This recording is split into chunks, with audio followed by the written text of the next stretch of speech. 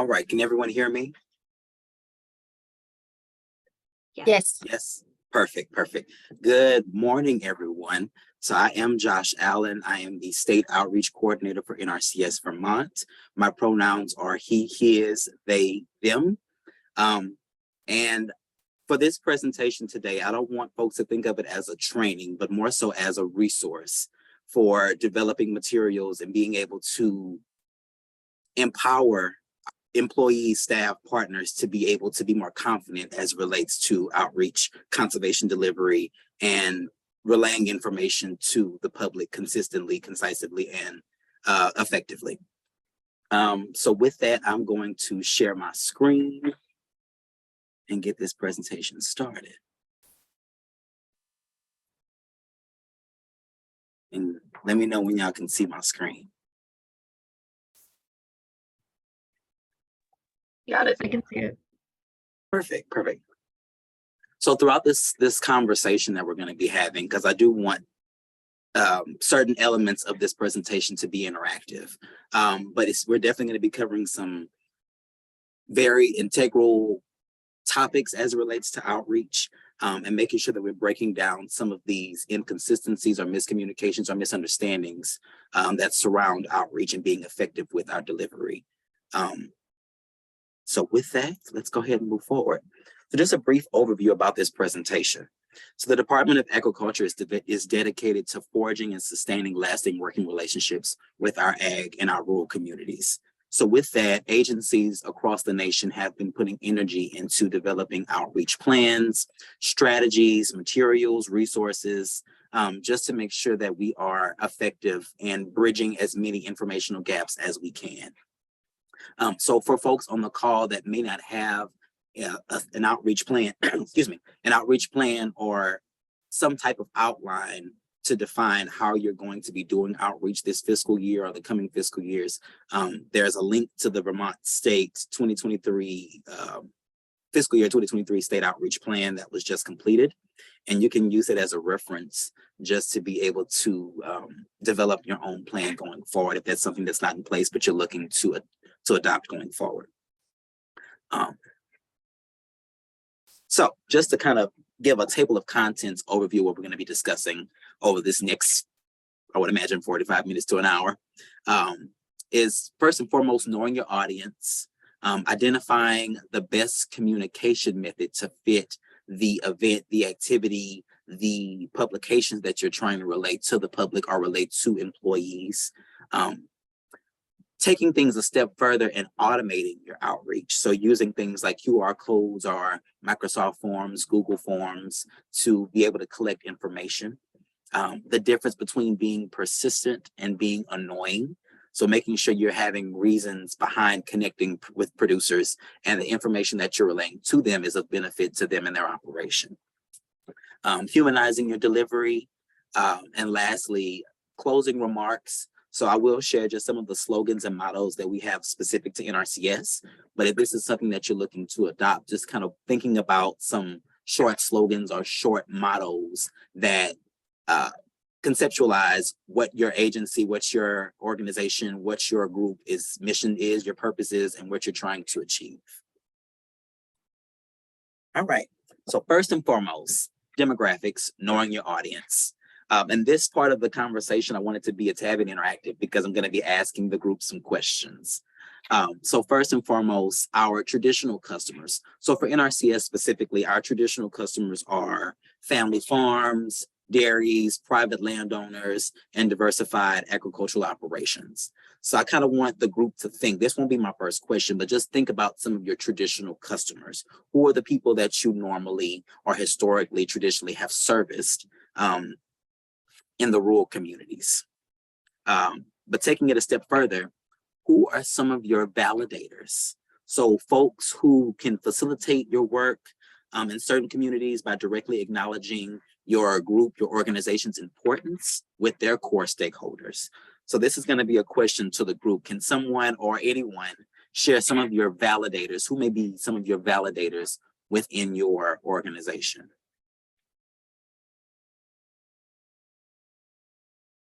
Don't be shy. Any thoughts? farmer watershed coalitions. Yes, for sure. Any other thoughts? Well, we'll get there. We'll get some more conversation going. But from an NRCS standpoint, some of our validators would be you all on the call, working with conservation districts, working with the VAWQP, the Ag Water Quality Partnership, UVM Extension, folks who directly relate and can acknowledge the importance of our organization or your organization and connect that with their core stakeholders, with their customers as well. Next, who would be some of your messengers, folks who deliver your message to specific audiences through media, through recruitment events, through conferences? Any thoughts on who your messengers may be?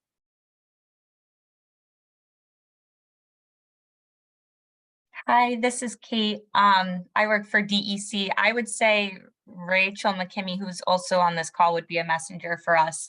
She's our Eco AmeriCorps member who manages our social media. Awesome. Awesome. Anyone else?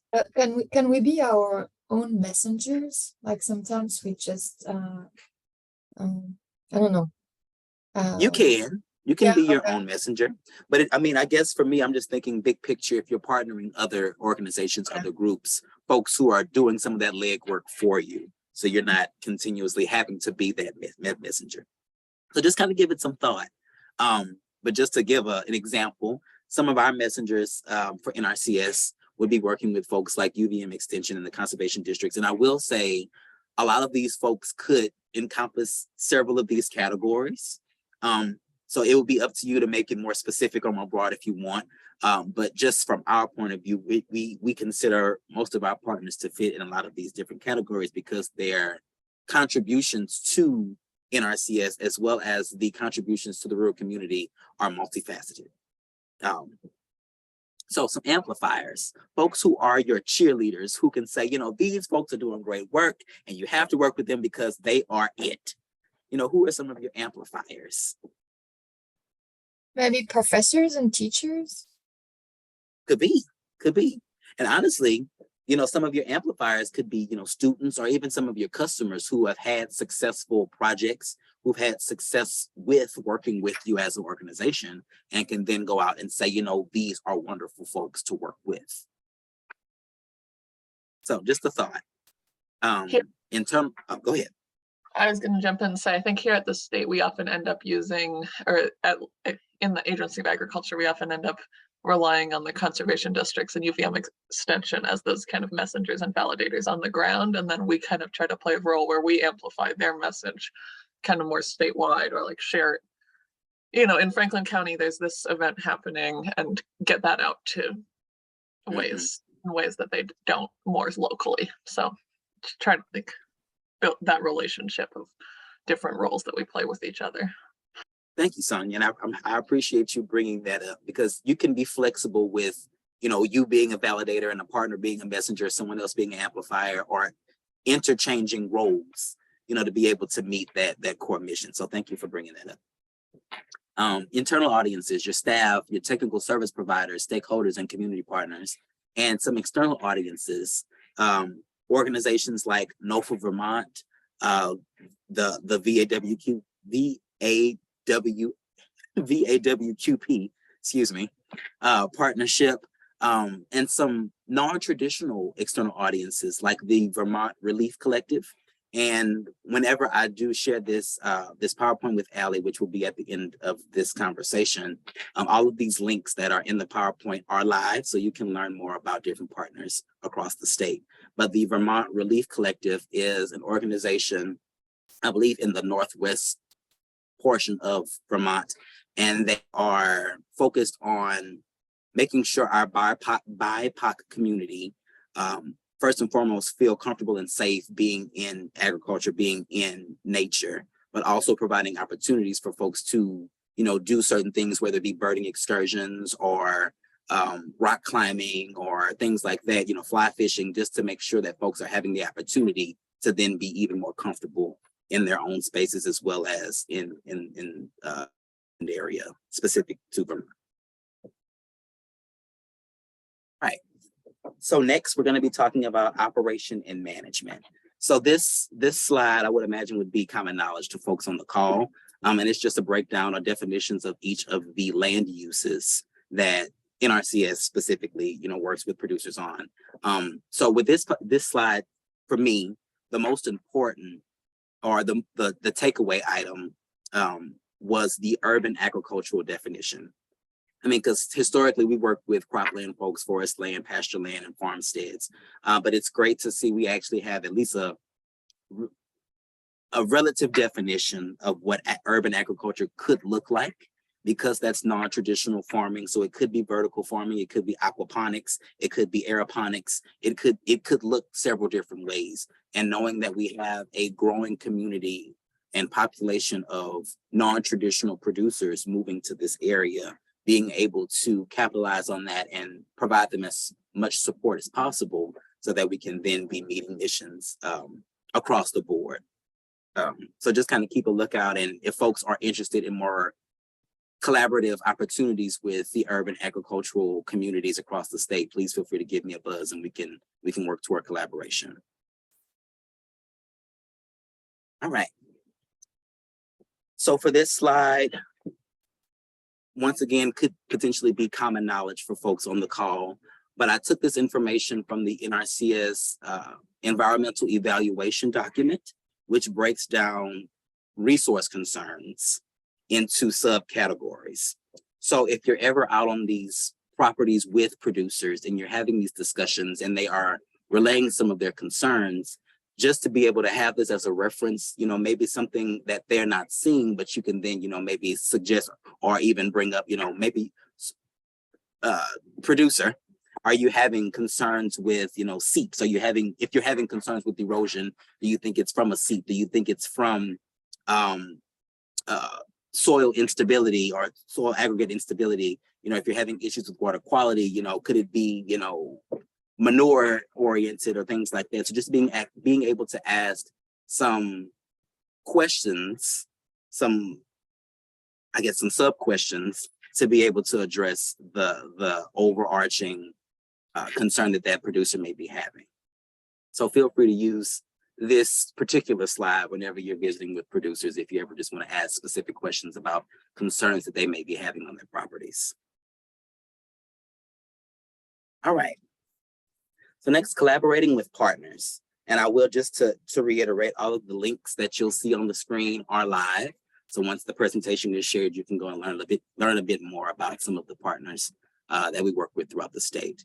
But I found this slide to be very important, specifically for that reason, because we work with so many different partners across the state of Vermont. It does get tedious sometimes to kind of understand or know what folks are doing in their own specific silos.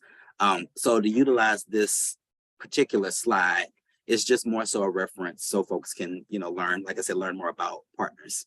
But I do want to give a shout out to Allie and a plug for Trevor.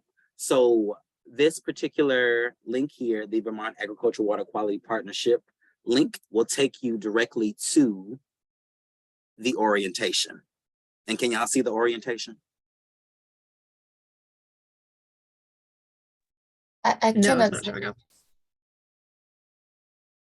What's going on here? So I clicked on a link, and you should be viewing the VAWQP orientation page right now. But if you're not seeing it, then I can. Slides. We are not. Okay, well then we won't worry about that. But this link here, under the know your audience for the VAWQP, that link is live, and it will take you to the VAWQP orientation. So for folks that are looking to learn more about the actual partnership, you can source that link right there. And I'll drop a link in the chat. Perfect. Thank you, Allie. All right, moving forward, identifying the best communication methods. So first and foremost, written materials and equipment. So for folks that may be developing flyers, brochures, publications of any sort, making sure that first and foremost that your document is legible, clear, and concise. With NRCS, we have guidance that we reference. It's 508 compliance to make sure that the information that we're relaying to the public is legible, is clear and concise. So that would be my first recommendation for folks. Next being tailoring your information to meet the audience's needs. You know, like Felix said, we don't want to talk too much or give too much, and then folks kind of lose sense of where they are and what they're looking to get from a specific event or specific flyer brochure. So making sure that you're tailoring the information to what they need to know in that space and time. And then, of course, pictures convey 1,000 words. So any presentation that you'll see me giving, you'll be seeing some pictures on there, just because I feel like it's more interactive and people can actually see the story that you're trying to convey. So please, I would recommend this to each and every person with any flyer, any brochure, or even PowerPoint presentations. Include pictures just to be able to sell that story a bit more. And these same recommendations apply for PowerPoint presentations, ensuring that the presentation is legible, clear, and concise, tailoring your information, including pictures, and adding any graphics or metrics for relevance. And then specific for NRCS, but for partners who are looking to partner with NRCS, we do have a soil health trailer as well as rainfall simulator equipment that can then be reserved through the resources staff. So that's something that you're looking to demonstrate, whether it be at schools or meetings, or since we're moving into spring and I'm very happy about it, folks are getting outside and more engaged. If you're looking to partner with NRCS to have this as a demonstration feature, please connect with us and we can set up, the planning for that. But that is a resource available for NRCS staff as well as partners looking to collaborate. Josh, can I ask a question here? Of course. I wanted to ask you, do you have any recommendations on a resource on how to make a good flyer or a good brochure? Maybe, I don't know, to me, it's hard to do. I always put too much text or stuff like that. So do you have, I don't know, some great examples? Is there any resource that I could use as a guide? So I can share some resources that I've made on my own. It's nothing specific to this PowerPoint presentation, but if anything for this space and time, making sure that things are clear, concise, and legible would be my biggest, and tailoring that information would be my biggest recommendation. But I can make sure to forward some resources to the group if that works. Thank you. No problem. All right. So moving forward into speaking engagements. So first and foremost, it would behoove any of us to make sure that we have some type of talking points or some type of guidance as it relates to connecting with the general public, and that we are organizing our thoughts to answer questions and not send folks maybe down a rabbit hole or providing false information or misconstrued information to the general public. So for folks that may not know, and I just kind of want to throw this in here just as a short definition, but talking points are typically short lists of information or ideas that professionals use giving speeches or making presentations, discussing projects, or any other situations that may be covering important information with the general public. So just some recommendations here for folks that are looking to develop talking points for their organizations or even for themselves, because it's important just to kind of have your own elevator speeches and ideas of how to navigate conversations with the general public. So first and foremost, determine the purpose of your talking points. So who is your audience? What setting will you be presenting your talking points in? And what's your primary mission? Organizing your ideas. So you want to make sure that you're writing these things down. You may be putting it in an outline form, but just organizing your ideas so it flows seamlessly for you. And then from there, start to create a few talking points. So maybe about 2 to 5 talking points that really hit the target or hit the mission, your purpose of what you're trying to convey to the public. So for NRCS, we do have talking points and guidance for connecting with the public. They did not follow this particular recommendation. It's probably at least 10 pages long as far as talking points, but we have a lot of things to talk about. And unfortunately, it's an internal document, so I could not share it with partners. But if that's something that you're looking for some guidance or a template on, we can certainly have a conversation outside of this space. And I can share just some information or some reference information just to kind of get you going from there. But when developing these talking points, making sure that you're including some examples for folks to be able to equate what you're talking to with something that may be relevant to their own experiences or their operation. Focus on win-win scenarios. You know, you want to make sure that you're selling it from a point where folks are going to be benefiting from the information you're conveying. So focus on those win-win scenarios, and then always include your contact information so folks can reach out for additional questions or concerns going forward. All right, partner collaboration. So this is very, very important. And I do want to say this is a part of the space that we're in right now, and making sure that we know who our partners are and we are taking the opportunity to collaborate with one another.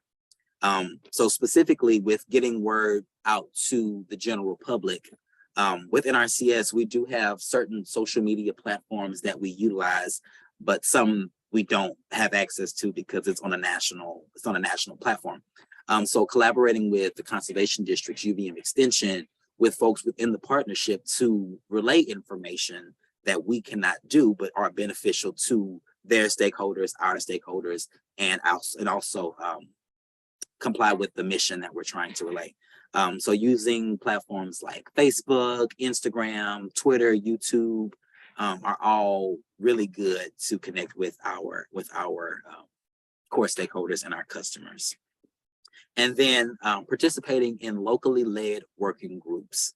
So for folks who may not know, locally led working groups are hosted by the conservation districts, and then they partner with NRCS to invite customers, landowners, clients, whomever, folks in the rural community in that specific area, whether it be by watershed or by county, or even by zone, it could be, to discuss some of their resource concerns, discuss what their priority concerns are, some priority practices that could mitigate those concerns, and also how NRCS could form its funding to then address those primary concerns and implementing these practices to address those concerns. So it's definitely a great space for partners to be able to share some programs that they may have that could benefit as well as to hear some of these concerns from our client base. So this is something you're looking to partner on. I know different counties, different areas have these working groups happening at certain times throughout the year. But my recommendation would just be reach out to your conservation districts or your local NRCS office to get more information about when this is happening so you can participate going forward. And I did build in a short intermission if folks want to take a stretch, get some coffee, get some tea, or maybe ask some questions before we move forward. So I do want to open it up if we have some additional questions, or if folks just want to take a quick 3 to 5 minute break before I move into the second half. Let me know what y'all feeling.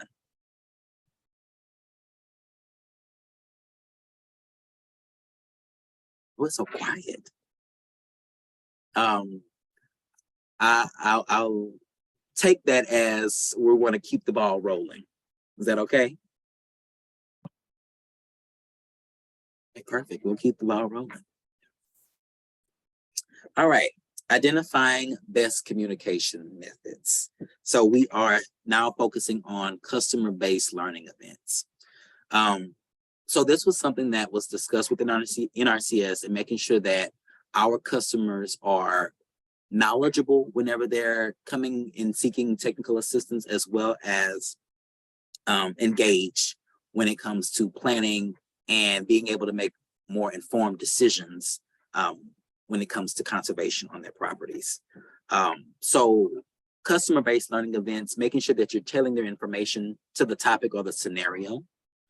Include resource staff or subject matter experts or specialists to provide some detailed insight. Collaborate with partner organizations that that may already be hosting something and could use some additional support. And then, of course, making sure that you're bringing things like QR codes or publications, printed documents, to follow through with the topic at hand or the scenario at hand. So just some event ideas, that were discussed during some conversations here at NRCS Vermont. So doing things like pasture walks for grass ID, and then being able to relay application deadlines, partner programs, as well as a USDA 101, if you will, to kind of share information about the programs that we have within our own wheelhouse. Events like forest hikes for tree and shrub or wildlife ID, breakfast on the farm, which is also its own entity. There is a group that does breakfast on the farm and partners with farmstead operations for the general public. But if this is something you want to do small scale, partnering with farms to do a breakfast and have, an engaging event for the community, that would be wonderful. Birding excursions for avian wildlife ID, as well as guides to easements if folks are looking to do easements on their properties. Grade school demonstrations, so utilizing equipment like the rainfall simulators, or passing along information specific for NRCS Earth Team volunteers. But if your organization is looking to do more volunteering or have more volunteering opportunities, that could be a window of opportunity there. Participating at farmers markets and having a table. Participating in specific special emphasis months. So within NRCS, there are specific months that we highlight special emphasis groups. So for an example, February is Black History Month, March is Women's History Month, June is LGBTQ Pride Month. Just being able to take advantage of some of those historically underserved observance months in doing targeted outreach to communities across the state. And then lastly, Feeds Families is a specific event that NRCS or USDA hosts annually. But if this is something that you're trying to, replicate with your organizations, just to be able to connect with your core stakeholders and customers, any opportunity we can take to encourage and enrich our customer base, I feel like they would greatly appreciate that support. All right. So next, collaborating with schools for school events or career fairs, county fairs, and state fairs. So I do want to send a shout out to our state GIS specialist, John Van Hosen. So the very first link, the K through 12 and post-secondary schools, this is a public link. And I wish y'all could see it whenever I click on it, but essentially what it does, it'll take you to an ag story map. And we have GPS locations for all of the grade schools across the state, as well as all of the post-secondary colleges and universities across the state. So if folks are looking to do outreach events with these schools, they can then find their contact information and start that process. And also the story map is editable. So if folks have points of contact, they have information, they have links, they can then put that information into this for any organization, any partner, any employee to then access and then reach out for outreach. So shout out to John. John is definitely helping us out more than I think anybody would have anticipated. So building relationships with these local schools, with these county fair folks, with the state fair representatives, and making sure that you have a presence and you are visible at these events. If you, like I said, if your organization has opportunities for volunteers, making sure that you have publications, making sure that you have QR codes or information that can be shared so folks can then participate. Confer with any state technical specialists, or if you're looking to reserve equipment like the rainfall simulator, just reaching out to NRCS's resources staff to get that ball rolling. And then connect with your specific outreach coordinators or outreach specialists for any posters, display equipment, or materials that could be useful at that event. And then last but not least, my biggest recommendation to anyone would definitely be not to shy away from conversation. I know that public speaking is not everybody's forte, but I do feel like practice does make perfect. So the more you do it, the better you become. So even if it's just one conversation in the course of an event that you're stepping out of your comfort zone, at least you're stepping out of your comfort zone. So that would be a recommendation I would make to anyone, is just to try to, grow yourself and practice public speaking, and don't shy away from engaging with our customers, engaging with partners, engaging with employees, to then help yourself be better with public speaking and outreach as a whole. Some general tips for on-farm outreach. When you're connecting with your customers, I feel like it's important to ask them how they like to receive, or how they prefer to receive information. Because as we know, agriculture is multifaceted as far as the customers that we service. So some folks may be millennials, some folks may be, a bit more seasoned, so it's usually important to know how folks prefer to receive information. So that way you're not spinning your wheels or sending messages that may not be received or even read because it isn't applicable to that specific operation or individual. Also, utilizing social media as well as radio, television, if that's possible, or visiting or frequenting farmer watering holes, whether that be the post office, or farmers may go to different, diners or cafes in the city or things like that. If they have a display board that you can put up some publications or something like that, utilize those spaces, because farmers are there, they're looking for opportunities, and they're talking to other farmers, most likely about opportunities. So they can then see that, they can, reach out for more information, or then take that next step to better themselves or better their operation. And then developing your own print advertising on your own publications. So once again, I'll make sure to share some resources to the group. But if you are looking to develop your own publications, making sure that things are clear and concise, of course, but if you're looking for feedback, lean on your partners for feedback, and you could have some templates that they have maybe used that have been effective, and you can just build that into your own product. So lean on us as we will lean on you, and we can, better get the work done. All right, automating your outreach. So if anybody knows me, they knows I am a champion for QR codes. I love QR codes because they save some of the paperwork, or printing some of the papers to then pass out to some of our stakeholders, some of our employees, or whomever that may be looking for information. And I will say the QR code in the top right-hand side of the screen is live, and it should take you to information on the Conservation Stewardship Program. So just to kind of give an example of being able to access information quickly and have it on your device, and not have to then track a piece of paper that may be lost or somewhere else. So it just it helps smooth out that process or automate your outreach. And for folks that are looking to develop their own QR codes, this is something that I recently found through Sonia. Sonia is the real MVP, because this is wonderful.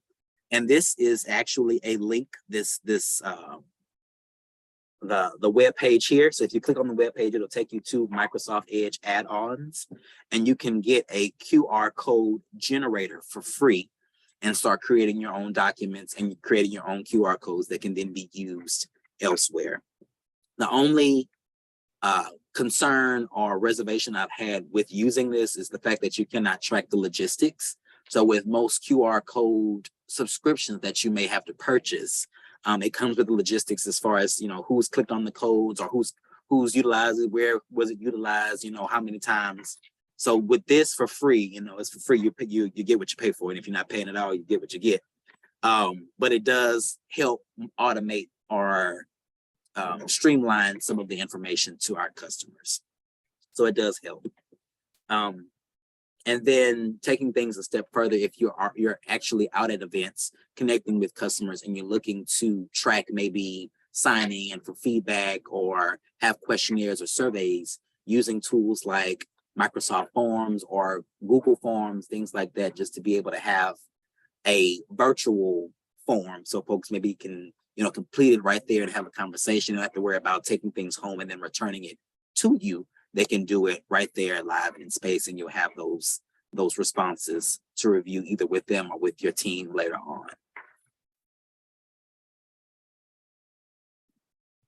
All right. So this was one that came up whenever I presented this to NRCS that was folks were looking forward to discussing. So the difference between being persistent and annoying. So first and foremost, you want to make sure you have a reason to get and stay connected with whomever you're looking to be connected with. So there's a thin line between being persistent and being annoying. And making sure that you stay at that happy medium is very, very important. So one way to adhere to that is making sure you have a good reason for contacting whoever you're contacting. Making sure you have some type of beneficial information. Maybe it's a publication, maybe it's a deadline of something, or maybe it's an event that's coming up, but you're connecting with this individual and you have pertinent information or beneficial information that they can then use to better themselves or better their operations. And then if you are connecting with these folks, if you're providing this beneficial information, making sure that you then plan for the next steps. You set a deadline to connect again, or you're providing the information so they can then stay in the loop with the information that's being relayed. In other words, making sure or negotiating some particular date, and I know with farmers, especially with it being spring, folks are getting out into the field, they're getting outside. So being able to pin people down may be a bit more difficult nowadays, but just to have some accountability in these conversations and making sure that the window of communication or door of communication is always open, just being able to negotiate some type of date, some type of time, so you can continue those conversations with your customers, with your employees, partners, or whomever. All right, humanizing your response. So this is important if we're looking to improve our outreach going forward. We want to make sure that we are creating a safe space for folks to feel comfortable to relay information and to share their journey, to share their experiences, to share their concerns, so that we can then work with them to adhere to some of that or mitigate some of the concerns they may be having. So to do that, we have to train ourselves or practice being active listeners, or listening to understand, not listening to respond. So whenever you're having these conversations with these producers, you can ask open-ended questions to learn more, or paraphrase or surmise what that person may be saying to make sure that you have a clear understanding of what their concerns are, what their issue may be, or what they're looking to gain from this conversation. Practicing non-judgmental listening, setting aside any bias that you may have about a particular topic and just letting that person share what they need to share. Demonstrating patience by focusing on that one person instead of on your own thoughts. Exhibit positive nonverbal communication like eye contact or leaning in, and avoiding distractions and making sure you're focusing on that individual. Definitely shows that you're engaged and they feel more comfortable and safe with relaying any information they need to in that conversation. Next, using a person's correct pronoun. So most of you may have heard whenever we started with this conversation today, some of us may have led with our pronouns. And pronouns are not required in the workplace, but they definitely do set a standard with creating a safe space for conversation and making sure folks feel seen. So just a short tidbit, 1 in 3 adults ages 18 to 29, and honestly, I would imagine that number could go a bit higher, but know someone who uses gender neutral pronouns. And for folks who don't know, I use gender neutral pronouns, so everybody on the call knows somebody who uses gender neutral pronouns. They, them pronouns are gender neutral pronouns. So using someone's correct pronouns is a powerful affirmation. It speaks to that person's identity and they feel seen and appreciated and valued when you're using their correct pronouns. But conversely, using incorrect pronouns or not using someone's pronouns after they've been said, then two, you can come off as offensive, as harassing or oppressive to someone, specifically folks that may be gender non-binary or transgender, and the journey that they've had to go through to be able to be comfortable and identify themselves as such. You know, if we want to be conscious and respectful of how people identify. So there is a link to a pronouns in the workplace training in this PowerPoint presentation that has been given through NRCS, and partners can utilize it or reference it as you see fit.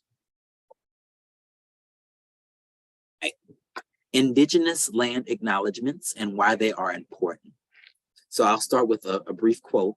It's important to understand the long-standing history that has brought you to reside on this land and seek to understand your place within that history. Land acknowledgements do not exist in the past tense or historical context. Colonialism is a current ongoing process, and we need to be mindful of our present participation.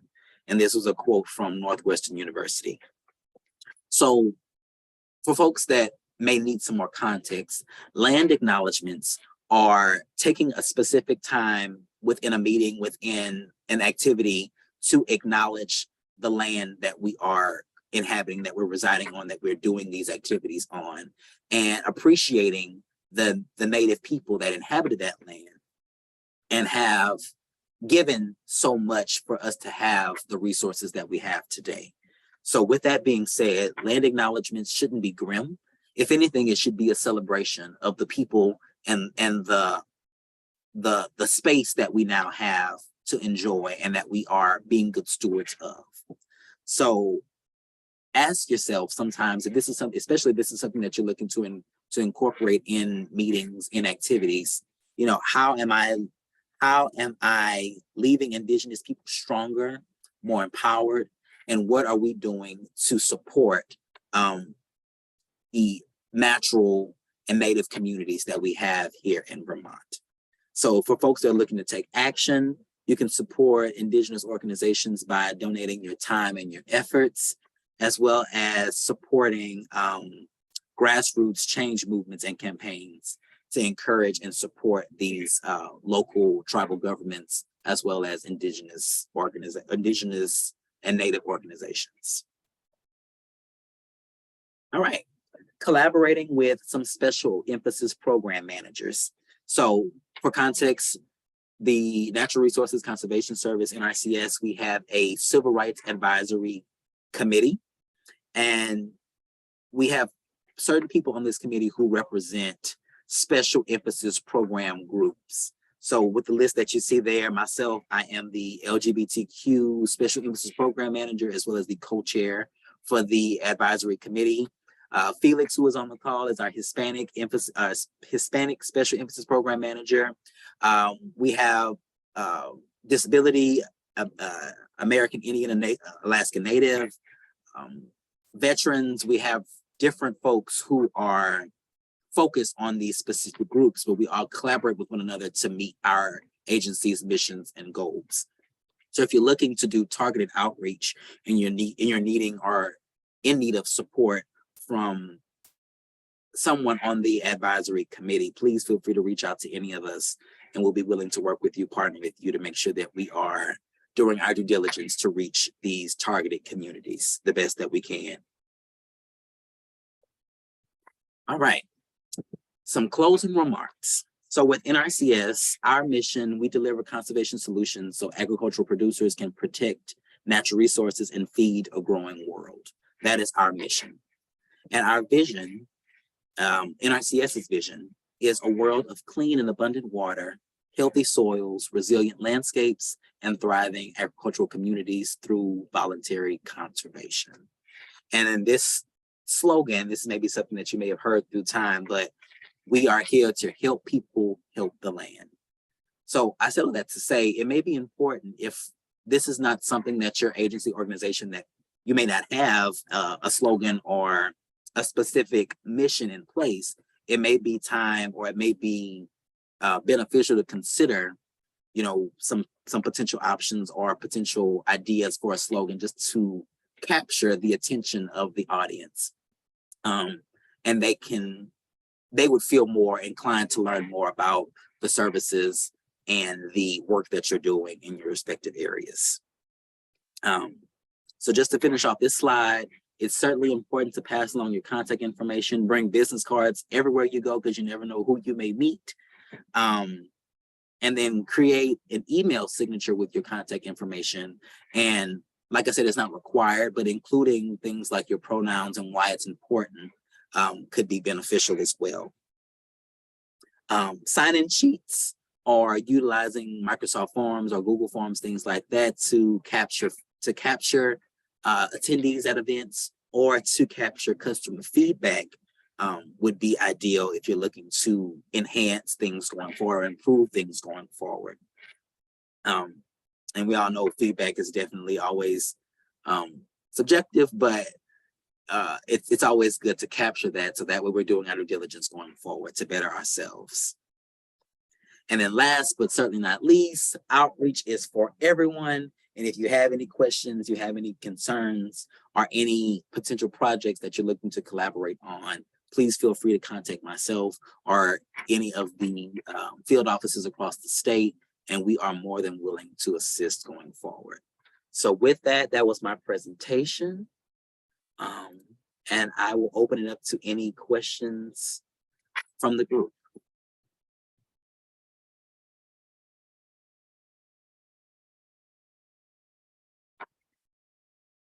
I see one hand. Yeah, I wanted to ask you when you talked about pronouns. So if you are in a conversation with people and no one brings up the pronouns, how do you handle that? Like, should you bring that up in the conversation or without making it awkward? So when it comes to pronouns, you never want to single anybody out. Like I said, this isn't something that is required. So folks can or cannot share their pronouns if they feel like if they want to, if they don't want to. But for me, what has been the most successful is talking to people one-on-one and introducing myself with my pronouns first, if you're looking to learn about someone else's. And just because someone may not want to share their pronouns doesn't mean that they are anti, LGBTQ, anti-allyship, whatever. They may not feel comfortable, or they may not know their pronouns or know how they choose to identify just yet. But I do feel like it's important to share yours first and not single folks out. And I'll give you a quick example. So we had a situation maybe a year or so back where we had employees, about 10 employees, and 9 of us knew each other. We knew each other's pronouns, and we kind of knew, how to navigate those conversations. But we had one new person who was joining the conversation. We didn't know their pronouns. And someone hopped on the call and was like, well, we know everybody else on the call. Would you mind sharing your pronouns with the group?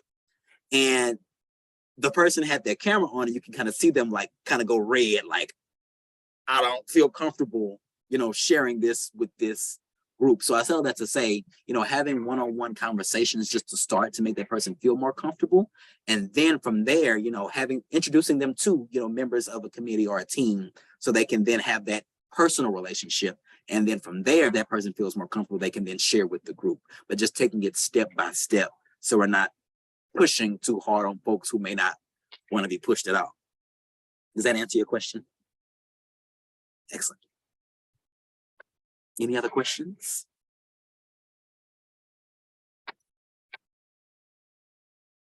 Ooh, y'all are so quiet. Maybe I'm just a chatty catty today. I'll ask a pronouns question, Josh, that I probably should know by now. But when people introduce with multiple options, like he, him, they, them, does that mean that person has no preference at all, or just making space for others to use what's more comfortable for them? Like, can you comment a little on that? Sure. So when it comes, so I'll speak from my own experience, because I do use multiple pronouns. So for me, it's not a preference. My pronouns are he, his, they, them. So you can address me as he, his, you can address me as they, them, or you can use it interchangeably. And I would imagine that follows suit for most people. If they're giving you this spectrum of pronouns, it's just options for you to use. It's no specific preference. It's just giving you additional options to then choose from. And I know it can sometimes seem like a bit of mental gymnastics to flip from, you know, he, his to they, them to she, her to zer to all these different pronouns that folks may have. But like I said, practice makes perfect. And it's probably best not to use preferred pronouns because then it makes it seem as though that person's pronouns are optional. So if you are asking for pronouns, you know, just say, you know, my pronouns are he, his, they, them. What are your pronouns? Not asking for preferred pronouns. So that way they can give you the swath and you can use, you know, whatever you feel comfortable for you and then practice as you go forward. And also understanding that we all do make mistakes and this is going to be new for a lot of people. So don't beat yourself up and don't draw too much attention if you're making a mistake. Just try to keep that conversation going and keep that the momentum in the conversation. So that way the person that you may be discussing or having conversation with, they don't feel awkward or they don't feel like they have to carry additional emotional baggage or having to explain their pronouns because, you know, it's gotten a bit awkward in the conversation. So does that answer your question? Yes, thank you. Excellent. You're welcome. May I chime in? Of course. It's not about pronouns, but I would say it's kind of adjacent in terms of talking about stuff related to the Indigenous community. I think a lot of people always feel so afraid to make a mistake. And I would say, from my perspective of everybody I worked with, I think everybody has a lot of grace and for each other. And just like you said, try to keep the conversation going, try to have some grace for yourself if you don't get it quite right.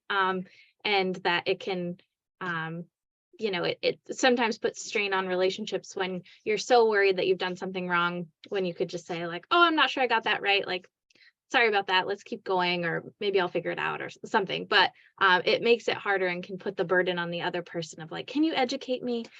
When it's like, let's just keep rolling with it and take that time to do it on your own. And there's great resources in this training that Josh has provided, or Opper resource. What were you calling it in the beginning? You said it wasn't a training, it's a resource.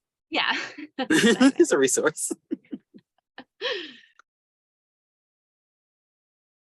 Any other questions? Yeah, I had a question about the QR codes and maybe just your personal experience using those, because I know that's something I'm definitely interested in, and kind of debating, just given some of our traditional customers and whether or not they would be inclined to use that. I guess I'm just curious from your experience, has there been pushback? Have people kind of caught on to knowing how to use that? Or yeah, any advice you could give with who to market QR codes with? So I guess it does depend on the audience, but I will say this was something I brought up recently to the soil conservation boards and conservation districts at a meeting that we had maybe a few months back. And there seems to be a growing interest of, I don't want to say this, more seasoned individuals that want to learn more about QR codes and are looking to utilize them a bit more, especially knowing that a lot of us, or at least majority of us, all have smartphones now. So we do have the capability to use QR codes. So even if it's more so connecting with your customers and having a training on how to use it, and then say, okay, here are some QR codes, so that that way they have context and guidance before actually being presented with the product itself. But I found QR codes to be most successful whenever I'm at different conferences or career fairs and I have a lot of information to convey, but I don't want to print out tons and tons of paper. You know, we're a conservation agency. We need to be trying to conserve the trees, preferably.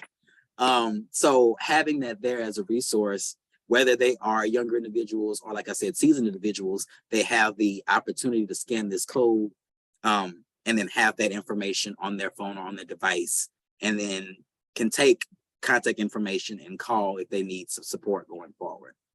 And I do see an additional hand, but I want to make sure that did answer your question, Kate. Yeah, Josh, that was really helpful. Thank you. And yeah, I see Sonia has maybe something to add.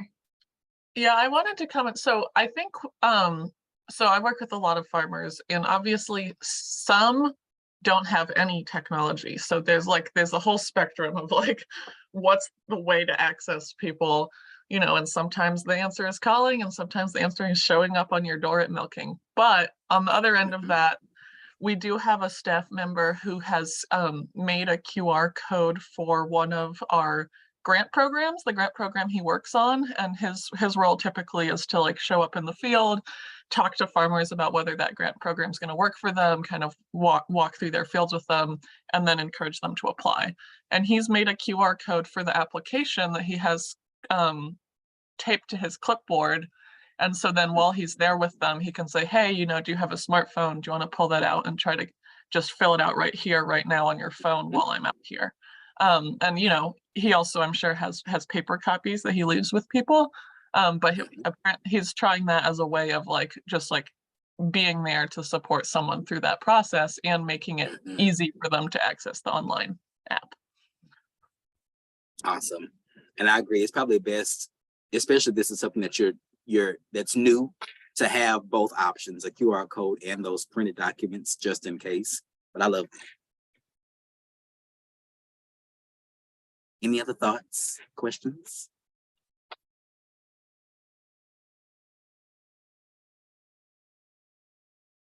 Okay, it's another hand. Yeah, I just have one last question. You mentioned several times the rainfall simulator. Can you tell me a little bit about what it is and how can you use it in outreach? Of course, give me just 1 second and I'll pull up the actual, let's see, the picture. So can y'all see my screen again? Yeah. So the rainfall simulator is right here in this bottom left-hand corner.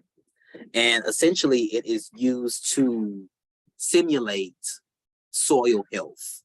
So for folks that may do high tillage in their operations and how breaking up those soil aggregates leads to erosion and water quality issues versus folks who may be doing no-till or strip till or reduced till, how much more, I don't know, effective or healthy their soil is because of the practices that they are that they're doing on their properties. So essentially, this is just to kind of give folks a brief view of how important it is to reduce till or reduce disturbing soil, so that way we're not impacting the soil structure and we are enhancing soil health.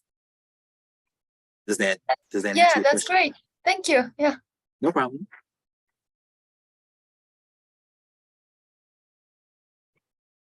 All right, anyone else?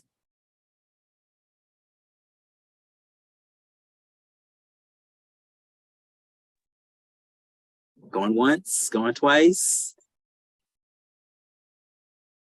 Well, if there are questions that come up later, please feel free to give me a buzz. I'll make sure to get this presentation over to Allie before 1 o'clock. And it was a pleasure to, no problem. It was a pleasure to connect with you all today. And I look forward to partnering with you all going forward. Thank you so much, Josh. That's so great. And we'll be sending via the listserv the copy of the recording and how you can access this presentation with all of the links, like Josh said. And before you go, if you could please use the quick survey link in the chat to let us know how this went. And if you have any other further questions or resources that would be helpful to you, we want to continue to do that for you. So thank you so much.